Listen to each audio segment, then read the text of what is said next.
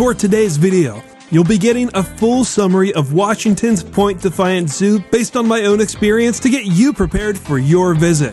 I'll cover how much you might spend. We'll briefly go through each exhibit and point out what you can't miss. I'll give a few thoughts and criticisms and even suggest what to do after your visit. And at the very end, I'll tell you if this place is worth your time and money. But first, let's cover the basics.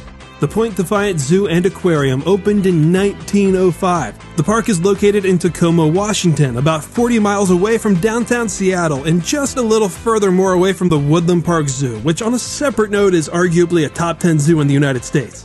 Point Defiance is home to over 9,000 animals representing nearly 370 species, which is actually a lot.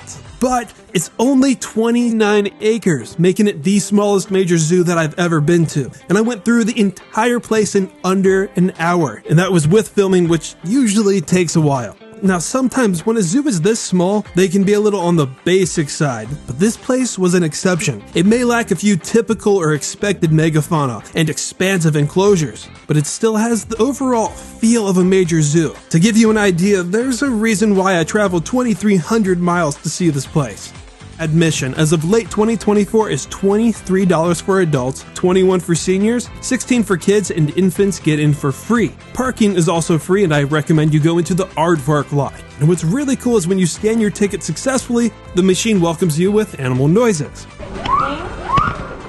The map doesn't show it, but the landscape is basically one large decline from the entrance, so be prepared for that. If you have kids, you'll probably spend a lot of your time at the Kids Zone, one of the more interesting children's zoos that I've been to. It's so wildly wacky, colorful, and random that even the adults will be engaged. If I had to explain it with one photo, all you have to do is look at the lemur exhibit. Seeing that I don't have a kid, I didn't explore much of it myself, and I moved on to one of the most prominent zones. It may not look like much, but the Asian Forest Sanctuary is one of the most complex attractions that you'll ever see. Taking inspiration from the Louisville Zoo's islands, the sanctuary features 7 different habitats and utilizes 5 of them to rotate multiple species. Although not every animal has the option to use all 5 displays, it's still cool not knowing what you might see. Almost all of the animals are severely threatened in the wild, and that included the largest animal in the zoo's recent history. By just a few days, I missed out on getting to know their last Asian elephant, and I'll get more into that on the actual tour.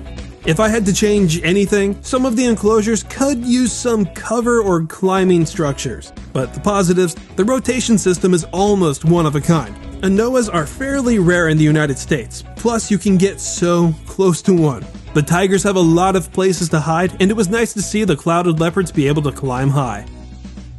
Next up, the Tropical Reef Aquarium was reopened in 2024 after an extensive restoration and repair. It transports you from the Pacific Northwest to the warm and colorful beaches and lagoons. Because of its size, you won't be in here for long. But for such a small aquarium, it definitely has a lot of charm. You can get nose-to-nose with several kinds of sharks, there's a touch tank, and even a ground-level stingray lagoon. Because it is small, it can get really crowded fast, so make sure that you are here early. Now, right behind the reef is the Discovery Hut. Grab a bite to eat, use the restroom, or get really close encounters with the zoo's ambassador animals, which can also be seen in the show, which we will see in a bit. I even mentioned earlier that they don't have a lot of expected animals here, but they do have penguins. Just don't make the same mistake that I almost made and nearly skipped this area. All you have to do is follow the smell. Unless I have a chance of getting splashed, I don't usually go to presentations, but I knew I had a lot of spare time and watched most of the live show at the Wild Wonders Theater. We were nearing Halloween, so the show was about, I think, a zookeeper meets a sorcerer who magically summons animals. I don't know. At least the kids looked like they knew what was going on. Whatever it was, props to them for being different while still staying educational. And if you can make me laugh, then it's probably a good show. Although I do laugh at everything. Just go see it for yourself. So here is where I decided that the zoo should really add an S to the end of their name. Because you know what's better than one zoo aquarium? 2 zoo aquariums. The Pacific Seas Aquarium opened in 2018, and rather than the tropics, it's dedicated to sea life that's a stone's throw away from the zoo grounds. I personally prefer tropical fish over anything else really. This is definitely the better of the 2 aquatic attractions, mainly because there's a lot more room to work with, and you won't feel crowded as much. giant crabs, a bloom of jellyfish, an octopus that didn't appear, again, kelp, and even more kelp, and the final wave crashes with the 250,000-gallon Baja Bay, putting eagle rays, sea turtles, and hammerheads right over your head. It's an all-around great attraction filled with exciting animals and well-detailed zones, and I wouldn't change a single thing about it. And that'll push us to a different kind of aquatic attraction. The Rocky Shores also celebrates the Pacific Northwest, but the theme expands north towards the Arctic waters. It has some of the cutest, charismatic, lovable animals you could possibly put together in one space. It's easily my favorite part of the zoo. The artwork along the way, and the educational displays and the messages shows the designers really gave it all they got. It's the first time I've seen a proper habitat for seabirds that wasn't a penguin, and right after I filmed this, the zoo announced a sea lion pup was born. Now it's starting to show its age just a little, but there's never a dull moment. Everyone's always on the move, and it's one of the few zoos in the country that has walruses. Speaking of the Arctic tundra, from a first glance, does a really good job making this area appear to be void of any life. I've never been to the Arctic myself, but I'm willing to bet they did an okay job on the immersion. It won't blow you away, but this area is sort of a zoo enthusiast's dream. What used to be a pretty common zoo animal back in the day, it's now a privilege to be able to see a polar bear anymore. But it gets better. This is the only AZA zoo in the mainland US with muskoxen. And as of 2023, it looks like you'll be able to see the species just a little longer. Now, the polar bear habitat could use an expansion after 40 plus years, and I don't think you can see them if it isn't through glass. But I do love the simple but effective theming, and for as small as it is, the Arctic tundra has an amazing species list.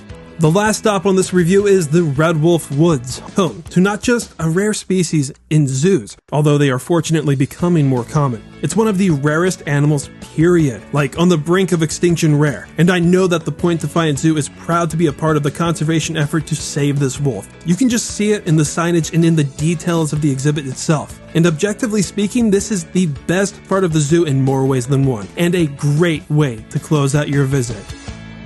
Now, as for what to do when you walk out, the zoo is just a small part of the 760-acre Point Defiance Park that touches the Puget Sound. You can take a hike, marvel at or use one of the famous ferry boats, explore the beach and hope to see killer whales, and definitely bring your larger camera for Mount Rainier in the distance. After walking around the zoo 6 times, I was a little tired to do much else. So I drove 5 minutes to the waterfront where I found Anthony's. I had a lovely view of the water, met 2 lovely bartenders, and had one of the best meals of my life. And that was my breakdown of Tacoma's Point Defiance Zoo. Again, it's small and you might not be here for very long, but like I said earlier, it has all the personality and a lot of amazing animals that you'd find at a major zoo. And of course, some that you wouldn't find.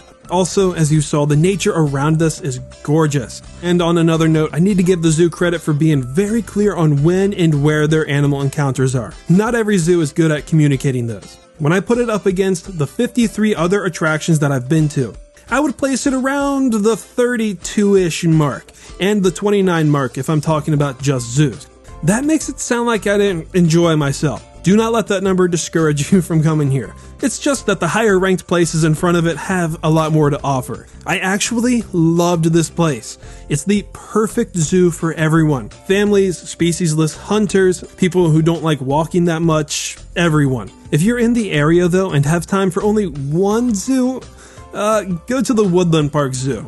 But if you have time to spare, I very much encourage you to make time for the Point Defiance Zoo. Now, before we close out, if there are any locals out there watching this, let me know what I missed. And as for everyone, please stay tuned for the next episode. Stay wild, and thank you all for watching Zoo Tours.